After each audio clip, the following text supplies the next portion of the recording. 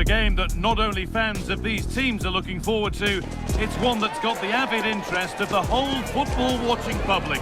We can't wait for it to start. It's on the way for you live on EA TV. Hello to one and all from the world-famous Wembley Stadium. I'm Guy Mowbray, and it's a pleasure to be joined by Stuart Robson in the commentary box. And we've got the first silverware of the season up for grabs with the Community Shield. It's Arsenal versus Manchester City. Hello, welcome back to Armchair Armory. I am back after, well, when was the last time I recorded? May, I'm guessing. Champions League final. And then I think I did something in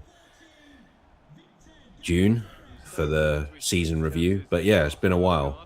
That's kind of what I do with this, to be honest. I take a break after the season's over. And it's come round very quick. We're back again. Back again with a brand new season, and with that a blank slate. And we start with the Community Shield on Sunday. It's been an interesting summer break, if you want to call it that, with the World Cup. 48 teams over in North America, in the US, in Canada, and Mexico. I thought it was a decent tournament, despite, you know, certain people trying to make it what it wasn't and stuff like that. For those who know, they know. But yeah, you know, England did pretty well in the end. They finished third, which I think is the highest they've finished, other than winning the tournament in 1966, since 1966. So that was pretty good for Thomas Tuchel's first run out. Despite the fact that most of the games that we played, they were, apart from the game against Mexico, we weren't that great. England weren't great overall, and because of that, there's been a very stifled build-up back to the Premier League season. Essentially, if we talk about the transfer window, I'm seeing a lot of mixed feelings about it. It took a long time for us to get started in terms of who we were going in for, who we were linked with, bringing in players, etc., etc. It started with us signing Ilian Meslier from Leeds on a free transfer, which I was a bit underwhelmed by, because he's been sort of pushed out at Leeds, allowed his contract to run down.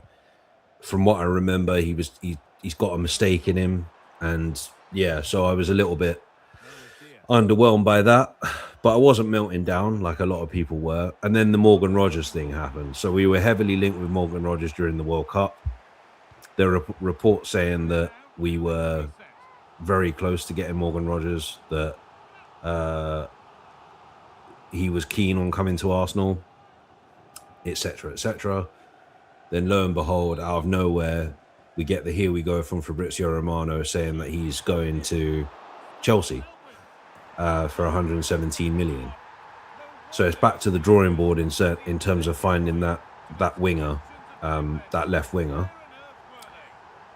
Then we get to the Bruno Guimaraes thing, which, to be honest, I was saying at the time to a friend of mine who I work with, who's a Newcastle fan, that I was really shocked by the links. I wasn't expecting us to be linked with like their captain at this stage and at his age as well. But yeah, they just wouldn't go away. And then the next thing you know, you hear from, you know, the big journalists like Fabrizio and like David Ornstein, you hear Bruno Guimaraes has told Newcastle he wants to join Arsenal. I think from that moment I was sort of like, oh yeah, this is happening now. It's just about price. So while this was all going on, you had Newcastle journalists, or Newcastle-specific journalists, saying there's been no talks between Arsenal and Newcastle. Nothing's been said. It's all paper talk. It's nonsense, etc., etc. And yeah, it turns out that there was talks going on. They agreed a £75 million fee, and yeah, Bruno Guimaraes has signed for Arsenal on a 5-year deal, I believe. So yeah, I think it's a pretty good signing. I think he's a really good player. and I think he'll make our midfield better. I feel sorry for Newcastle in a way because they've lost quite a lot of their star players, and now they've lost probably their best player and their captain. And yeah, so I watched a little bit of him yesterday in the pre-season, which I'll talk about a little bit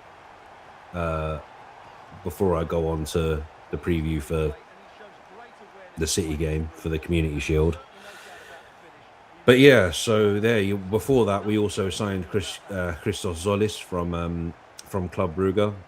He's looked good so far in the games I've seen. I've only watched 2 of our preseason games, and he's looked really good there.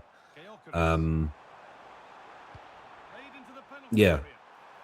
Other than that, I feel like there has been mixed feelings. We had the big Vinicius, obviously the biggest news for Arsenal in the entire window so far has been the Vinicius Junior story, where it came out that Vinicius Junior was in talks with Arsenal or talks with Arsenal to potentially move if he wasn't going to sign a new contract at Real Madrid. Incidentally, he did sign that contract at Real Madrid, so we didn't get him. But apparently, it was very, very close. Apparently, it was close that if they didn't give Vinicius what he wanted, there is a potential that we would have broke the bank to get him to come to us. And now there's a question of who do we bring in on that, or who do we try to bring in on that left-hand side? Also, there was an injury. I mean, I think it was a lingering injury after the season for William Saliba, and he's going to be out for a few months, it looks like. So we're also looking at another centre-back, which looks like it's going to be Ezri Konsa from Aston Villa. But again, this is where the criticism for Andrea Berta and the people dealing with the transfers have come from, is people saying that they're annoyed about the fact that we're haggling over price and all this sort of stuff. And Arsenal have been doing this for years. Before Andrea Berta, before Mikel Arteta, we've been doing this for years, haggling over price. We remember the 50 million and £1 or whatever it was for Luis Suarez from Liverpool and all that stuff. Like we've been doing this for years. I don't know why people get so frustrated about it. But let's see. I know the season starts officially next Friday at home to Coventry, but the window closes on the 1st of September or the 2nd of September, I believe. So yeah, we'll just have to see what happens. I believe if we do go into the season with the players that we've got, we probably are a little bit short. We probably do need a left wing, especially if players like Gabriel Jesus and Leandro Trossard's already gone, but Zolis was his replacement. But if, Martinelli and Jesus go as well, there was also this weird, in the last 48 hours, there's this weird story that's come out about Miles Lewis-Skelly saying that he's been offered to Man United and Chelsea. He's denied that and said he wants to stay. He scored against Como in the latest preseason friendly last night, and he went like that to signify that he's staying, or that he wants to stay, or something like that. So I don't know what's going on there. I really, really hope we don't sell him. I get that there's monetary value there, but I said to somebody yesterday, you hold on to your players, you hold on to your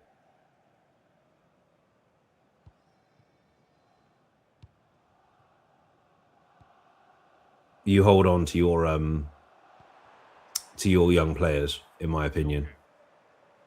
Especially young players with prospect, and Lewis Skelly's definitely one of those. I know he can be a bit rash sometimes, but yeah, it's something for me that you hold on to.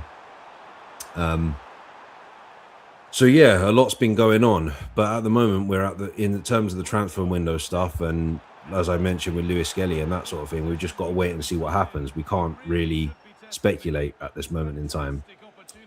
So yeah, pre-season. I only watched the Emirates Cup game. I watched the second half of the Emirates Cup game against Dortmund, and I watched the last 5 minutes or so of the Como game.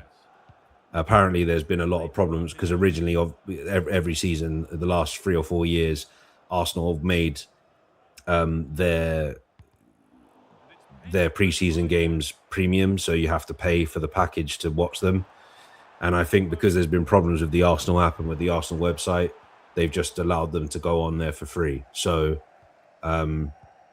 yeah, I managed to catch at least 2 of them. I didn't see the Betis friendly, and I didn't see the Girona one. So the Girona one I hear was a very good performance. I think we won that 3-1 or 4-1. Betis was awful. I watched the highlights of that. It looked like we were poor, especially defensively. Dortmund, again, I didn't see the goals, but I heard that we were getting caught on the break quite a lot, and we conceded from a set piece, which was something we didn't do very much of last season.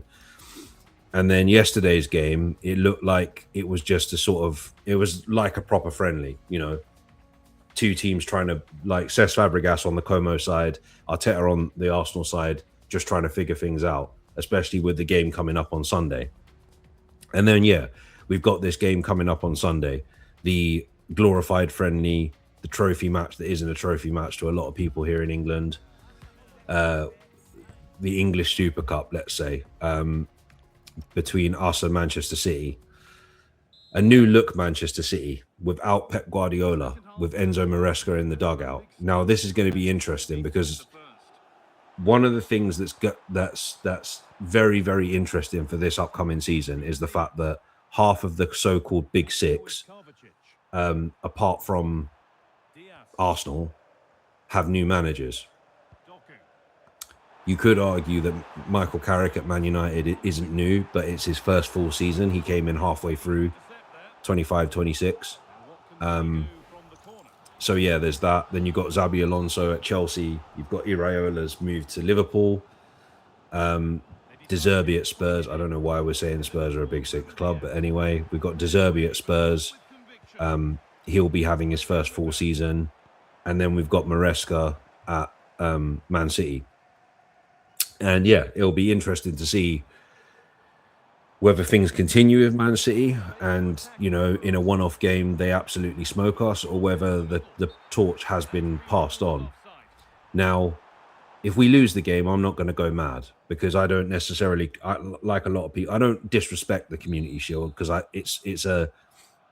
a big believer in tradition, and it's a big English football tradition. So I'm not going to sit here and say it's a nothing game or anything like that. Like, it's probably, you could consider it as like, it is a glorified friendly, don't get me wrong, like the UEFA Super Cup, for example, but it's like the first competitive game of the new season. It's like, they always call it the curtain raiser for the new season, or the new Premier League season, because it's mostly Premier League teams that win the Premier League and the FA Cup.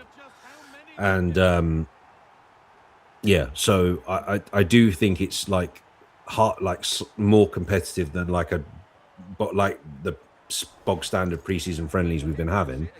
But I think that, yeah, it's not one that I'm going to go crazy over if we don't win. I'll be happy if we win, and if we put in a good performance, I'll be happy. But I won't be like thinking that the season's already done. But having said that, being that we won the league last season, which I keep forgetting, I feel like we haven't really had a chance to celebrate it because we went straight into the World Cup. But the fact that we go into this as champions, it'll be a good barometer to see where we're at going into the new season. Because at the moment, all the outside noise is that Arsenal should retain because of the changes of manager and all that sort of stuff. And it might take a while for players to get used to the new manager's style of play and that sort of stuff. I mean, there are some people like Jason Cundy, for example, that thinks Chelsea are the favourites. But yeah, he's entitled to his opinion. I don't know. I always think every season is a blank slate, which is why I put blank slate as my title. I always think that every season is different to the last season. And because you'll have sometimes a new manager, you'll have new players, you'll have new systems, you'll have a new approach to things. You might have injuries to start the season. You might have fatigue, which is what we've got. I'm already worried because we're going to probably go into this season without Saliba, without Declan Rice, and without Bukayo Saka. I can imagine that like Saka and Rice aren't injured, but I don't think that they'll play the first couple of games. I think we probably won't see Rice until probably Chelsea, which is the third game, and then I don't think we'll see Saka until, well, I think on balance we'll probably see Saka earlier because he looked more fit for England when in the third place playoff game against France. He looked a lot fitter. But I think Rice was dead on his feet by the end of that tournament. So I don't think we'll see him until like early to mid-September. We might see Saka come off the bench against Coventry, maybe Villa.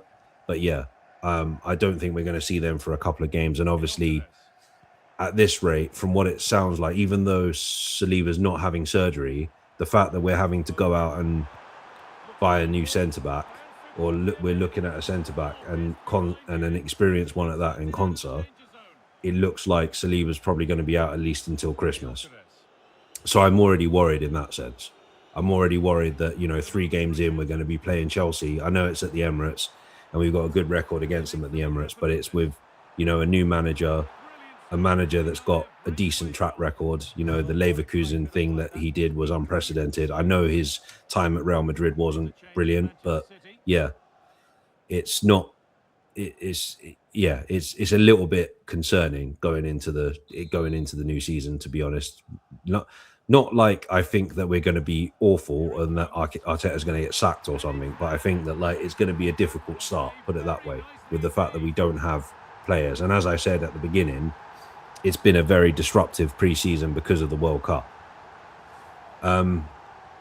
There are teams that are doing better than us at the moment. I think we've won 2, lost 2, and drawn 1 in pre-season. Again, this is something I shouldn't really be saying because it's a weird phenomenon that's happened in the last 2 or 3 seasons, maybe more, where all of a sudden pre-season matters. It's part of the banter. It's part of the, if you lose a game in pre-season, oh, you lost in pre-season. It's like, it's pre-season, who cares? I don't mind losing games in pre-season. It doesn't mean anything. They can have a penalty shootout at the end of these friendlies now for no reason whatsoever. We'll just have a penalty shootout and win the game that way. So, doesn't make sense to me. Maybe I'm old. I don't know. And it's very, very warm here in the UK at the moment. And that might be what it is. The heat's getting to me. Who knows? But it'll be interesting to see the new look Man City under Enzo Maresca, and it will be also interesting to see the new players for Arsenal. I can imagine we'll probably see Bruno Guimaraes start that game. I can imagine, because that's the only proper fit left winger we have. I can imagine Christos Zolis is gonna start on Sunday. I saw today that City have sold Tijani Reinders to a club in Saudi Arabia, so that didn't work.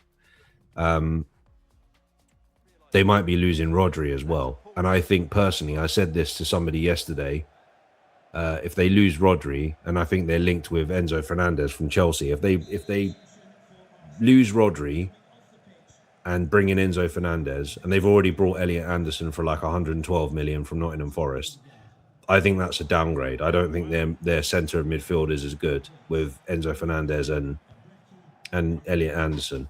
Rodri, obviously Ballon d'Or winner, one of the best defensive midfielders I've ever seen, and they're replacing him with Enzo Fernandez, who is good. Don't get me wrong. On his day, he's good, but I think he's overrated. I think Caicedo is a better player than him. Excuse me, but I think he's overrated. Obviously, that won't be the case on Sunday. And we'll also see whether Rodri is definitely going to Barcelona. That's who he's linked with, Barcelona. We'll definitely see if Rodri's going, because basically, if he's not playing on Sunday, because he's, in my opinion, if I'm even if I'm not Pep Guardiola and I'm Maresca, Rodri's the first name on the team sheet for me if he's fit. So if he's not there, or if he's on the bench, I think that tells you something. If it's like Kovacic and Anderson or something like that, then that tells you something. That tells you, he might be on the way out. But I get it from his point of view. I mean, what is he? I think he's 27 or 28.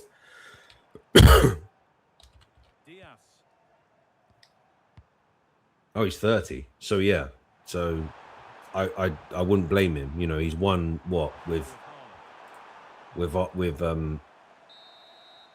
Man City. He's won. They've got the job done to claim silverware on day one. You can't do any better than that. Well, there aren't going to be some bigger challenges ahead. They deserved their win today. They played well. Yeah, he's won countless amounts of trophies now, including 4 Premier League titles. He may as well go and finish his career in Spain, where he's from. Is he from Barcelona? Because he was linked with Real Madrid, and then Barcelona. Oh no, he's from Madrid, and Barcelona turned his head. So yeah, it's interesting. It will be interesting to see what happens. But yeah, if he's not playing on Sunday, I think that probably means he's gone. But yeah, I still think they'll be dangerous. I think Maresca is a decent coach. Like, I think it was a bit criminal that Chelsea got rid of him. But yeah, he fell out with the board, so that's why they got rid of him. But yeah, we'll see. I think he will still get something out of those players, you know. And when you've got like Erling Haaland in your team, you know, that's the end of the conversation, really. I still think the thing that I worry about the most, which is something I've said quite a lot last season, not as much as some, but I said it a lot, is our attack. You know, it looks like we're going to be going into this game with Zolis, Gyökeres or Havertz, and then Madueke as our front three. Now, Zolis is even though he's looked good in pre-season, he's an untested talent in competitive English football. Havertz, you know, is he back to full fitness? Who knows? He didn't have a great World Cup, to be honest. Gyökeres, even though Gyökeres was our top goal scorer last season, there's been question marks over him. I've stood by him, to be fair, and always thought that he was going to need at least a season to bed in, and hopefully this is the season where he kicks on. And then you've got Madueke, who, again, I stood by. But yeah, there's been question marks over him. I don't think he's been that bad, but yeah, like there's been question marks over him. So it depends on the lineups, really. It's one of those ones I can see going to penalties, to be honest. Because I think Maresca is a little bit more defensive-minded than Pep. And I think when he was Chelsea manager, he didn't beat us. I think he got draws most of the time. So, yeah, we'll just have to wait and see what happens, obviously. Yeah. Season's going to be interesting. As I said, it's a blank slate because there are so many differing factors as to why you can't say that the season's going to be the same. Even in those seasons where Man United and Man City were winning title after title, you can't really sit there and say Man United will definitely win the league. Or in the times when I was younger, or in recent times, Man City are definitely going to win the league. I know that there's people out there that are paid to do that, like people on Sky Sports and Talk Sport and whatever. They're paid to give predictions, but you can't really. Nobody before the start of the 15-16 season thought that Leicester were going to win the league. Let me just make sure that that's right. I think that was Leicester. Yeah. The 15-16 season, no one thought Leicester were going to win the league. And they did. So, and I think even before the start of of last season, I don't think many people had Arsenal winning the league. Everyone was saying City. I think, to be fair, of the whole professional pundits, and I think he was just saying this to troll and it came true, Gary Neville was the only one that was saying Arsenal were going to win the league. So, that I know of anyway.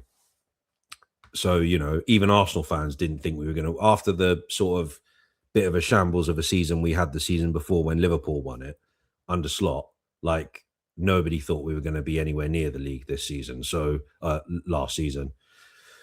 So, yeah, so I think you go into every single campaign in my opinion, you go into every single campaign thinking, okay, let's see what happens. And then after like the first 5-10 games, that's when you sort of think, okay, yeah, I know where our form's going. You know, last season it was like, I don't think we're playing well, but we're doing enough to win games, and we're winning games that we didn't win before, like when we beat Newcastle at St James's Park. Um, that's what gave me a little bit of hope that, oh yeah, maybe we can do it. And then you just go through that emotional roller coaster. If you go back and watch my videos, you'll see where I thought we'd lost the league, but we ended up winning it. So great. Crazy times. But yeah, hopefully we can go on and do it again. And also, I'm hoping that we see a more entertaining brand of football this season. Because I will admit that our football wasn't great at times. It was quite tough to watch in certain circumstances. I think people were very harsh at times with criticizing us and saying things like, you know, you're the worst champions in history and all this sort of stuff, and the set piece goals are annoying and this, that, and the other. And it was more, and I was sort of, and this, if this is what Arteta wanted to do, I was like, I don't really care how we play. I just want to win something. And we did. So it worked. Whatever it is we were trying to do, it worked in those games. It worked. And I keep saying that people forget that Chelsea, especially the second time under Jose Mourinho, who incidentally has gone back to Real Madrid as their head coach. Chelsea under Mourinho the second time won the league like that, playing really, really defensive football and parking the bus and getting one goal that was normally scored by Didier Drogba. The Italian teams from the 80s and 90s used to do that, used to play games like that. Greece in Euro 2004 did that, basically. Didn't play great football, but defended well enough and scored goals when they needed to win the tournament, to do something unprecedented. So sometimes you've got to look like shit to come out with the gold, essentially. To come out covered in gold, you've got to sometimes look like from the outside looking in like shit. That's me trying to be philosophical there, but I failed that miserably. But yeah, so hopefully there's a little bit more entertaining football, or a balance of the two, where there's a little bit of flair and we're also resolute defensively. That was one thing that, as I said, in some of the season games, that's one of the things that concerned me. The talk about how poor we were defensively, which, you know, last season we weren't. We were very good defensively. So if that's gone, then yeah, we're all buggered. But anyway, let's see what happens with Sunday. Good to be back doing this again. I was putting this off. I was meant to do it yesterday, and I got back from my day job late, so I was incredibly tired.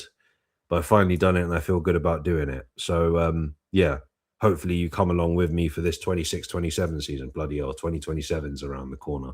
Crazy. Anyway, hope you're enjoying the weather, those of you that are watching in the UK. I will be back again on Sunday reacting to the Community Shield, which hopefully we would have won. Until then, take care and stay safe. Remember to like and subscribe, and also follow Dan on social media. All the information is in the description below.